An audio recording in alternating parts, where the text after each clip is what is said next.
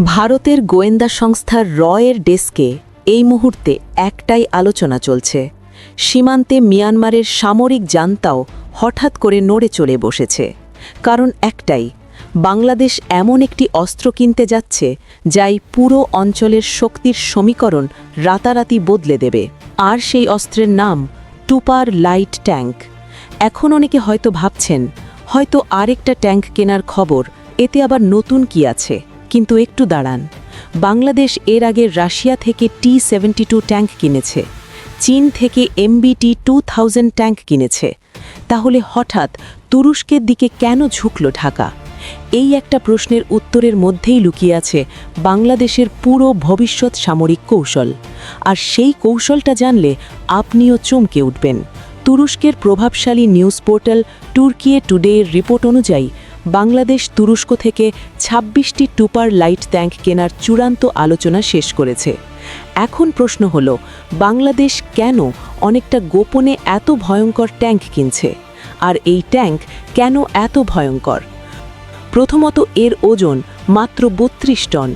ভাবুন তো, পার্বত্য চট্টগ্রাম ও সীমান্ত এলাকার সেই সরু পথ যেখানে ভারী ট্যাঙ্ক ঢুকতেই পারে না, সেখানে টুপার যাবে অনায়াসে। কাদামাটি, খাড়া ঢাল, ঘন জঙ্গল, কোনো কিছুই এই ট্যাঙ্ককে থামাতে পারবে না।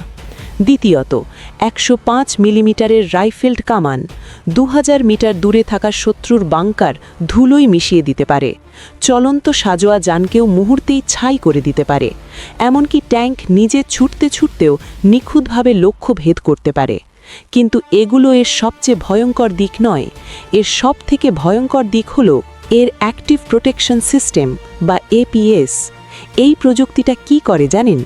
শত্রু যদি ট্যাঙ্কের দিকে রকেট ছোড়ে বা মিসাইল ছোড়ে, সেই মিসাইল ট্যাঙ্কে স্পর্শ করার আগেই মাঝ আকাশে বিস্ফোরণ ঘটিয়ে ধ্বংস করে দেয় এই APS সিস্টেম।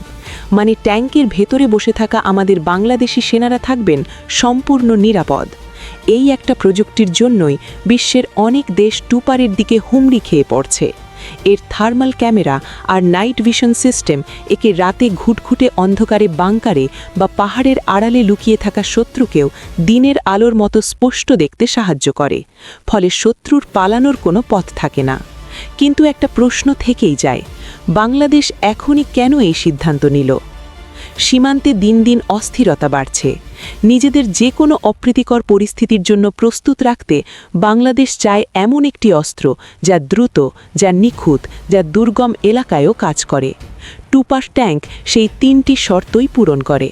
বিশেষজ্ঞরা বলছেন ২০২৭ সালের মধ্যে এই ২৬টি টুপার বাংলাদেশ সেনাবাহিনীর বহরে আনুষ্ঠানিকভাবে যোগ দেবে। এ বিষয়ে আপনার কি মনে হয়? বাংলাদেশের এই সিদ্ধান্ত কি সঠিক? তা কমেন্টে জানান। ভিডিওটি ভালো লাগলে চ্যানেলটি সাবস্ক্রাইব করে সঙ্গেই থাকুন। আল্লাহ হাফেজ।